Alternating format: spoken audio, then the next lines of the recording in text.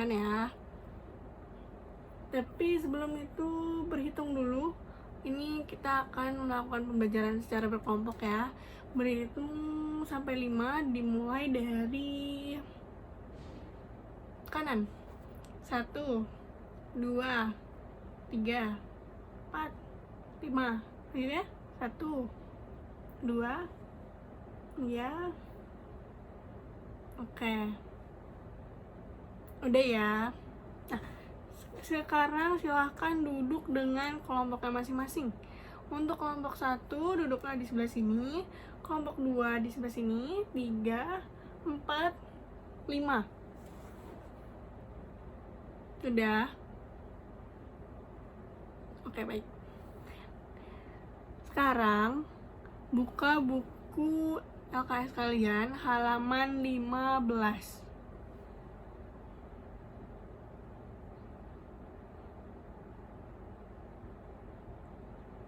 Nah, di situ kan ada teks wacana. Ibu akan membacakan terlebih dahulu, jadi tolong kalian perhatikan dengan baik. Pernahkah kalian memperhatikan sawah?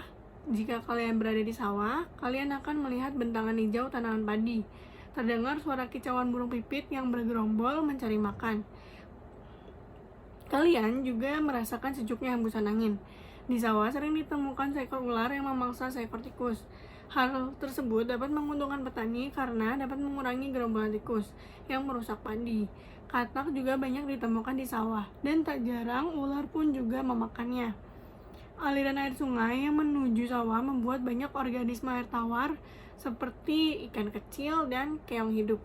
Sawah yang dialiri air bersifat lembab, maka cocok untuk kehidupan cacing tanah dan mikroorganisme pengurai.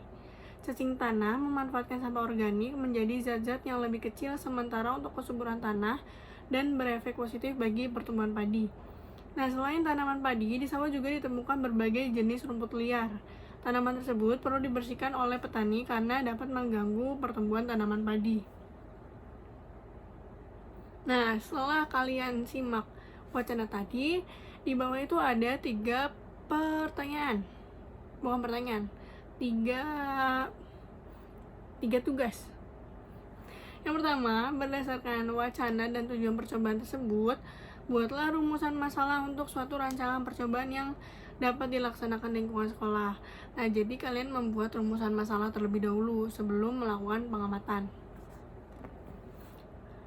Terus yang kedua, berdasarkan rumusan masalah yang kalian buat, kalian menyusun hipotesis. Hipotesis itu jawaban dari rumusan masalah yang kalian buat tadi.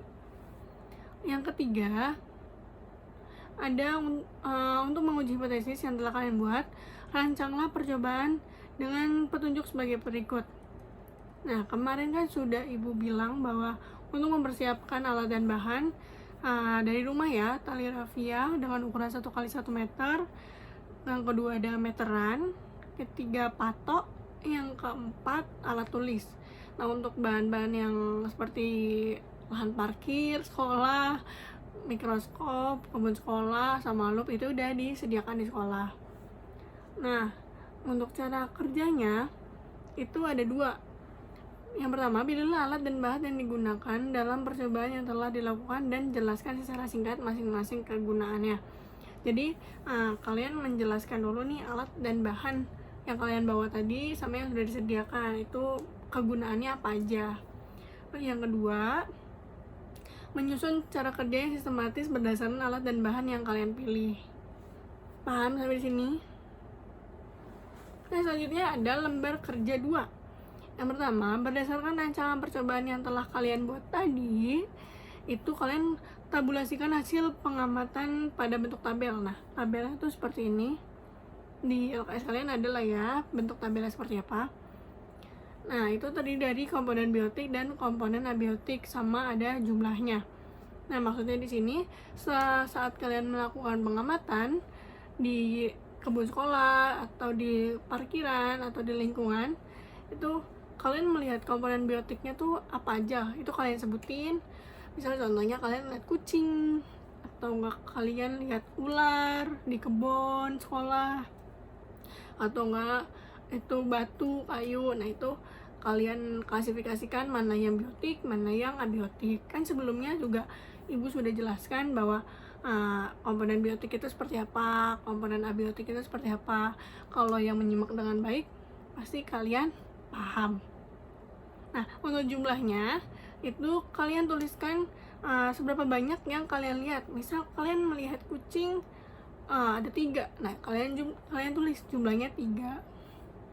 Nah, setelah kalian buat tabel komponen biotik dan abiotik, kalian membuat analisis data berdasarkan yang kalian lihat tadi, dianalisis atau dirangkum secara singkat, namun penjelasannya lebih rinci. Untuk tabel yang kedua itu ada tingkatan dan komponen ekosistem, sama ada contohnya. Nah, untuk tingkatannya ini itu misal kucing itu termasuk produsen kah, atau konsumen satu kah, atau dekomposer. Terus komponen ekosistemnya yang tadi dijelaskan yang pertama ya, itu termasuknya komponen abiotik atau komponen biotik. Nah, contohnya itu nama apa yang kalian lihat tadi, kucing atau batu atau ular atau tumbuhan atau kayu gitu. Ini sama kayak tadi, kalian menganalisis data tadi juga kalian rangkup, terus kalian jelaskan secara lebih mendetail. Nah, ini tabel yang terakhir, tabel yang ketiga itu ada jenis interaksi, contoh, dan keterangan. Nah, jenis interaksinya ini itu misal interaksi hewan ini tuh individu dengan individu, atau interaksi antara individu dengan kelompok, atau enggak interaksi antara kelompok dengan kelompok. Nah, hewan tersebut yang kalian lihat atau komponen tersebut itu termasuknya interaksi yang mana? Paham sampai sini? Oke. Nah, contohnya kalian sebutin tadi juga nama komponen atau hewan yang kalian lihat. Nah, lalu kalian beri keterangan. Keterangannya seperti, kenapa kucing kok termasuk jenis interaksi yang ini? Kenapa bisa begitu? Kalian jelaskan di bagian keterangan. Nah, setelah sudah, lalu kalian analisis data kembali. Kalian jelaskan secara mendetail. Untuk 3 tabel tadi, ada yang ingin ditanyakan? Enggak ada, oke. Paham berarti ya. Nah, setelah kalian melakukan pengamatan tadi, itu ada lembar kerja siswa. Nah, lembar kerja siswa di sini ada 10 pertanyaan. Oh, enggak, ada 11 pertanyaan. Nah, nanti kalian mengamati, lalu kalian menjawab pertanyaan ini ya. Yang pertama itu menemukan kembali hidup apa tersebut. Bisa lah ya, kalian bisa mengerjakan ini. Kan ini dikerjakan juga secara berkelompok. Lalu setelah itu kalian kalian membuat kesimpulan, dikembangkan apa yang kalian lihat, apa yang kalian kerjakan dari hasil percobaan tadi. Terus nanti kalau misalnya kalian sudah melakukan kegiatan percobaan atau sudah membuat kesimpulan, ibu akan menunjuk kelompok perwakilan untuk menjelaskan hasil dari pengamatan yang dilakukan. Jadi jawaban kalian juga harus harus detail, harus rinci, harus spesifikasi. Nah, nanti ibu tunjuk salah satu kelompok atau lebih dari satu atau semuanya.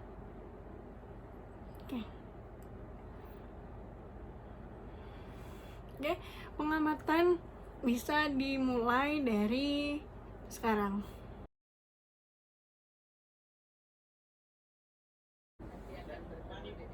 Oke, gimana pengamatannya sudah selesai? Ini udah 15 menit ya. Nah, sekarang ibu kasih waktu 15 menit buat mengerjakan soal sama membuat kesimpulannya. Nanti siap-siap ibu tunjuk secara acak ya, nggak harus kelompok 1 duluan. Bisa aja ibu nunjuk kelompok 5 atau kelompok 4 duluan.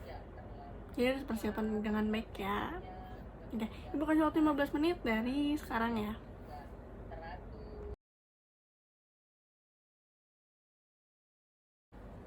Waktunya udah habis ya semuanya. Ada yang belum selesai? Kan tadi udah dikasih waktu 15 menit. Siapa yang belum selesai? Kelompok berapa? Ada kalau kayak gitu langsung ibu pilih aja ya. Oh nggak mau? Ya udah, ibu pilih kelompok 2. Yang maju perwakilan aja, cukup 2 orang. Oke, silahkan.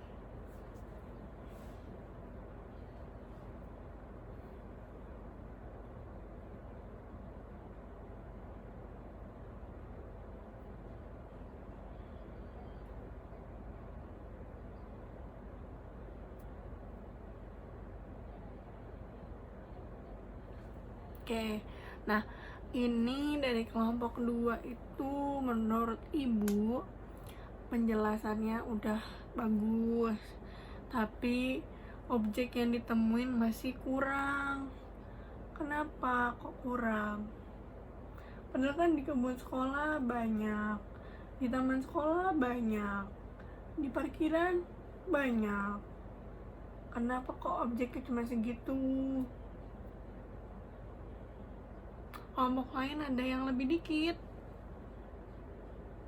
Oh enggak ya, penjelasannya udah bagus, cuma sayangnya objek yang diamatin tuh dikit banget. Kan di situ tabelnya 10, kenapa cuma bikin 6? Kurang waktunya. Kelompok lain berapa? 10. Kelompok lain bisa. Berarti lain kali kalau ada pengamatan, kalau tabelnya 10 kerjanya 10. Oke, silakan duduk, beri tepuk tangan.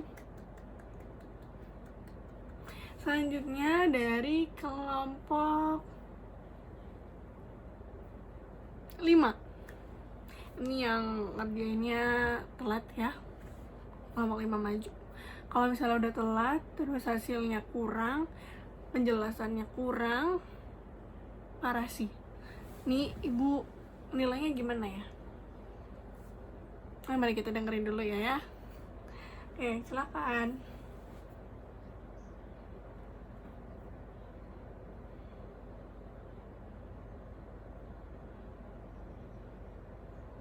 Nah, ini kelompok 5, objeknya diamatin banyak, tapi kenapa penjelasan pengamatannya kurang mendetail? Kok nggak ada klasifikasinya? Kok cuma penjelasan hasil dari itu doang? Kenapa?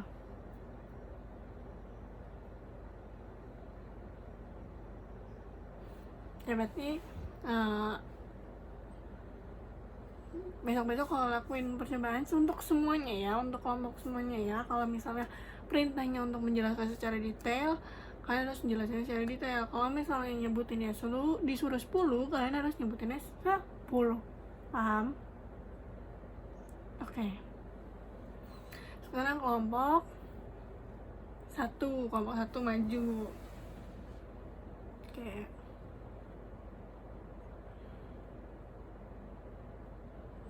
Oke, baik. Ya, udah benar. Kelompok 1 ini udah lengkap. Sekarang kelompok yang kurang berapa? 3 sama 4. Kelompok 3 sama 4 maju dua-duanya ya.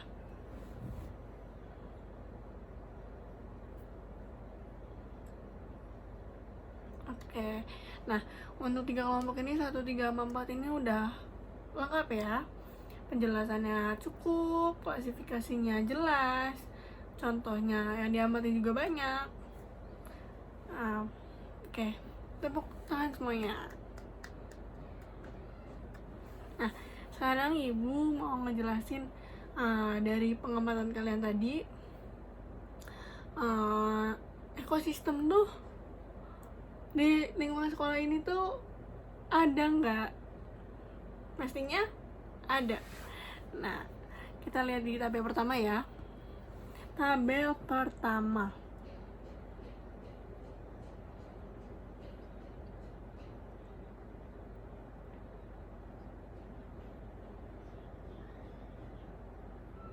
Komponen biotik. Komponen biotik itu ada kucing. Iya, di lingkungan sekolah ada kucing. Ada tikus. Terus ada apa lagi? Burung. Ada kupu-kupu. Ada apa lagi? Banyak ya. Pokoknya tuh, di sini juga ada tuh. Ada jangkrik. Ada iya, yang disebutin itu semua ya, pokoknya itu namanya komponen biotik. Nah, komponen abiotik itu ada batu, benar, ada kayu, terus ada apa lagi? Iya, bener banget. Jumlahnya banyak ya. Itu ada kucing berapa itu tadi? Di parkiran ada 2, di kebun nggak ada ya, di lapangan ada 1.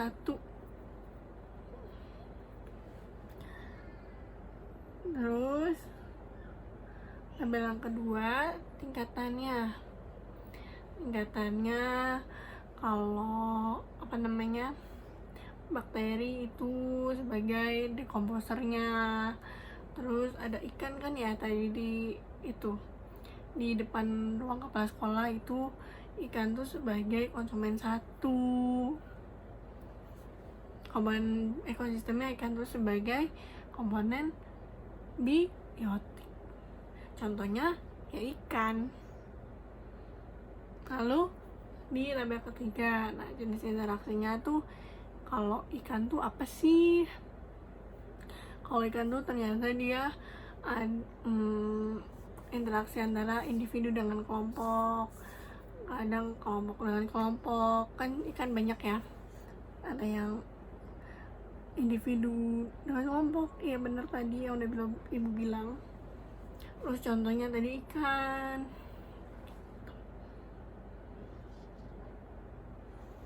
Nah, menurut kalian produsen itu apa? Terus konsumen 1 itu apa? Dekomposer itu apa? Ada yang tahu? Kalian telah nyebutin tingkatan tadi kan? Ada yang tahu? Angkat tangan. Baik, ibu akan jelasin ya. Jadi produsen itu makhluk hidup yang menghasilkan makhluk hidup. Jadi produsen itu makhluk hidup yang menghasilkan makanannya sendiri, seperti tanaman yang menghasilkan makanan melalui fotosintesis. Iya, namanya fotosintesis. Terus untuk konsumen tingkat 1 atau disebut juga dengan konsumen primer. Ini konsumen yang langsung memakan produsen, seperti ulat yang memakan tanaman padi. Terus yang konsumen tingkat 2 atau disebut juga sebagai konsumen sekunder. Jadi konsumen yang memakan konsumen primer. Konsumen tingkat 3 berarti konsumen yang memakan konsumen sekunder di atas. Ini apa namanya itu? 3 makan 2 makan 1 gitu. Nah, itu kan namanya rantai makanan. Nah, kalian tahu nggak pengertian dari organisme autotrof sama organisme heterotrof? Ada yang tahu?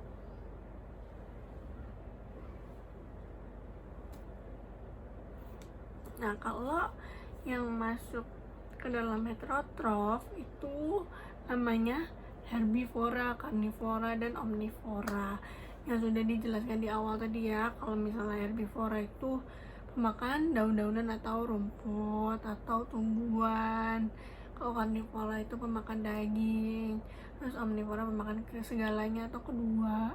Nah, berdasarkan hasil yang kalian amatin tadi, yang termasuk Karnivora itu yang mana? Kucing. Terus guguk, emang ada guguk? Terus ya, terus kalau misalnya herbivora, oke, baik, pintar. Nah, kalian sadar nggak kalau yang kalian amati tadi ternyata ekosistem di tiap lingkungan itu beda-beda. Di lingkungan sekolah berbeda, mungkin ada yang sama tapi ada yang beda. Mungkin kayak di lingkungan ekosistem hutan ternyata hewan-hewannya lebih banyak, atau abiotiknya lebih banyak, atau abiotiknya lebih kurang, lebih sedikit dibandingkan komponen biotiknya. Sedangkan kalau di lingkungan sekolah atau di lingkungan rumah itu lebih banyak komponen biotiknya. Nah, hasil dari nih penjelasan ibu, penjelasan kelompok, pengamatan kalian, kesimpulan dari ekosistem adalah